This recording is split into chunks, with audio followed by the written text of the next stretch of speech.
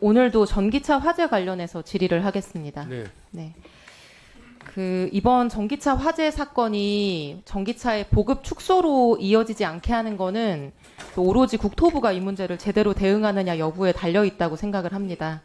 장관님, 이 문제에 긴장감을 가지고 발빠르게 대응하고 계십니까? 예, 그렇게 생각하고 있습니다. 그리고 조만간 종합적인 정부 대책이 발표될 예정입니다. 네, 지난 8월 1일 인천 전기차 화재 원인은 아직 조사 결과는 나오지 않았는데 네. 최초 발화점이 배터리인 점에 미뤄서 네. 배터리 쪽 문제라는 거는 지금 공통된 예상입니다. 예. 차종 뭐였는지 알고 계십니까? 벤츠 EQE 350 플러스 모델입니다. 이 모델에 대해서 전수조사하고 계십니까? 국내에 몇 대 팔렸는지 이런 것들 알고 계십니까? 파악하셔야 되는 거 아닐까요? 예. 네. 얼마 전에 언론 인터뷰에서 3천 사고 차량과 그러니까 문제는 이제 그 안에 들어가 있는 배터리인데 그 중국의 파라시스사 배터리를 사용하는 걸로 알려져 있고요. 그 배터리와 동종의 배터리를 사용한 차가 국내에 약 3,000대, 3,016대가 팔린 것으로 지금 그렇게 네. 되고 있습니다. 얼마 전에 언론 인터뷰에서 모 교수님이 이런 인터뷰 말씀을 하시더라고요. 전기차 화재는 반드시 사전에 징후가 나타난다. 네. 이번 화재 모델 이 EQE 350 플러스의 사전 징후 있었습니까? 그건 확인할 수가 없는데요. 네. 근데 그게 그 기술적으로 보면 우리 몸에도 이상이 있으면 뭔가 징조가 있듯이 네. 배터리도 장관님, 반드시 제가 오늘 그렇답니다. 질의 시간이 많이 죄송합니다. 짧습니다. 네. 슬라이드 좀 보여주시죠. 화재 사고는 올해 8월 1일에 났습니다. 네, 화재 차종과 같은 모델에 대해서 2023년 12월에 2대가 먼저 리콜 결정됩니다. 사유는 보시는 바와 같이 고전화 배터리 관리 시스템 결함. 그리고 몇 달 후 올해 7월 5일 사고 한 달 전이죠. 동일한 사유 배터리 BMS 결함을 이유로 600대가 리콜 결정됩니다. 이제 막 이거 리콜 결정해서 하려고 시작하고 있던 상황에서 8월 1일 바로 그 차종에서 배터리 화재가 발생했습니다. 알고 계셨습니까? 모르셨나 보네요. 네. 7월에 리콜 대상으로 지정된 이 600대 차량이 모두 같은 파라시스 배터리를 사용한 차량이라고 제가 들었고요. 그중 몇 대가 확보돼서 리콜이 지금 완료된 상태인지 확인해 보셨습니까? 죄송합니다. 제가 지금 알고 있습니다. 네.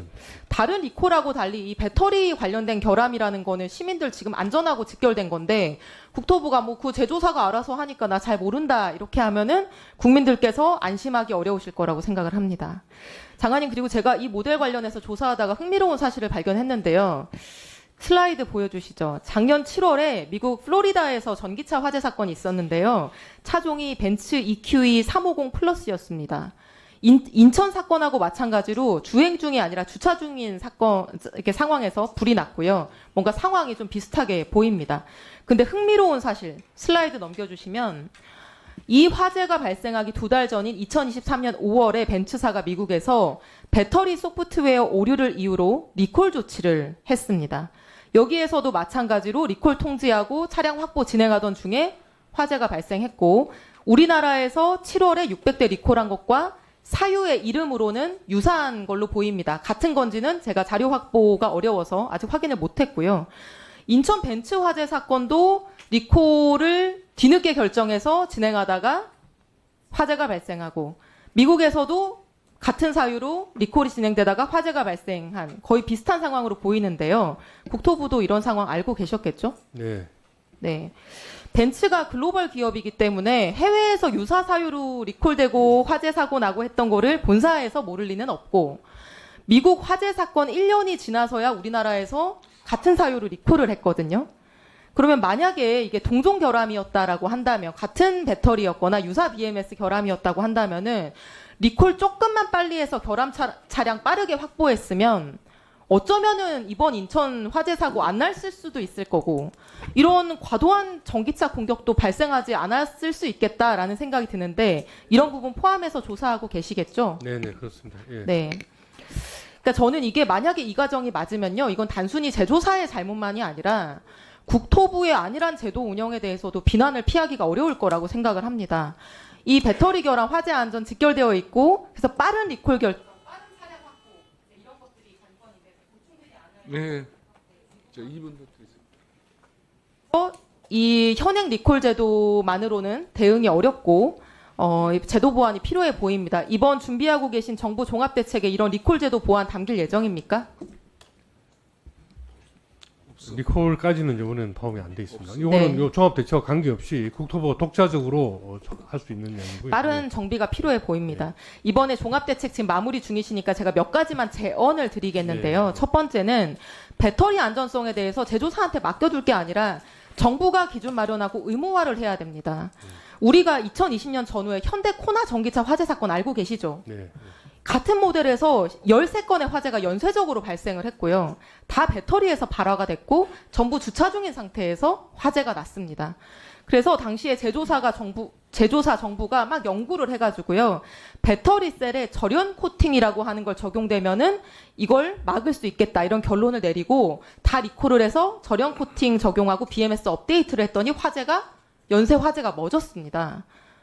근데 이때 우리 경험 자산이 생겼고 그 이후에 국산 브랜드들의 지금 절연 코팅이 많이 적용되고 있다 알려져 있는데 이번에 화재 난 벤츠 차량에 절연 코팅 적용돼 있습니까?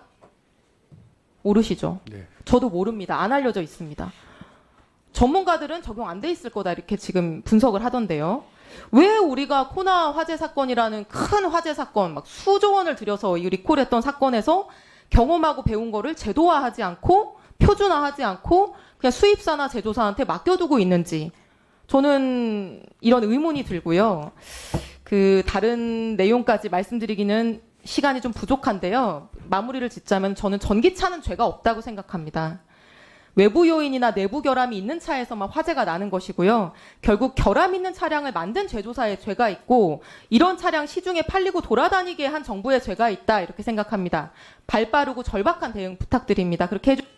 예, 그렇게 하겠습니다. 종합대책과 별개로 의원님 질의 중에 리콜 관련된 말씀을 주셨는데요. 지금 자료에 의하면 지난 21년부터 7만 대의 전기차를 이제 리콜했는데 와서 시정을 받은 사람이 94%고 6%는 시정을 안 받고 그냥 무시하고 차주들이 운행을 하고 있다 그럽니다. 그런데 이런 사람들이 사실은 일반적인 다른 것 같으면 자기가 개인적으로 손해를 보면 되는데 다른 인근 사람에게 또 불가촉에 손해를 끼칠 수 있기 때문에 지금까지 일반적인 리콜과 다르게 뭔가 좀 제재를 하거나 혹은 뭐 좀 뭔가 좀 강제성을 좀 주는 그러니까 배터리에 관한 리콜에 대해서는 좀 세게 하는 장치를 저희가 검토를 해서 따로 한번 보고를 드리고 상임위에서 한번 논의하도록 하겠습니다. 예. 장관님 일단 다른 것들도 중요하지만요.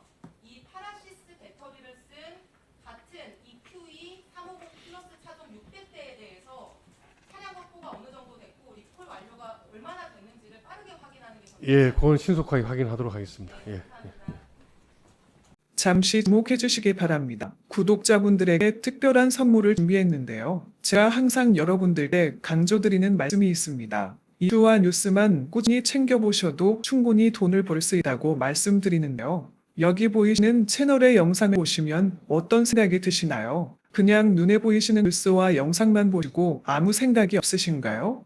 그렇다면 저는 잘못된 것이라고 말씀드리고 싶습니다. 그 이유가 무엇이냐면 제가 8월 초에 뭐라고 말씀드렸나요? 지금은 바이오에 관심을 가져야 한다라고 뉴스만 보고 넘기지 마시고 투자를 직접적으로 생각해봐야 한다고 말씀드렸는데요. 이런 썸네일들과 영상을 통해서 충분히 구독자님들께도 전달이 되셨을 겁니다. 이런 바이오 이슈가 되었을 때 부자들은 어떻게 생각할까요? 바이오 관련주는 무엇이 있는지, 어떤 종목이 가장 좋을지, 어디에 투자해야 돈이 몰릴 수 있는지 자연스럽게 생각한다고 말씀드렸습니다. 지난번에 구독자분과 함께하는 주식으로 수익 내기를 진행했었는데요. 100% 무료로 진행을 했고 이 사진을 보시면 아시겠지만 구독이라는 문자 메시지를 남겨주신 모든 시청자분들께 이렇게 바이오 관련주 중에 가장 급등할 확률이 높은 한 종목을 드렸습니다.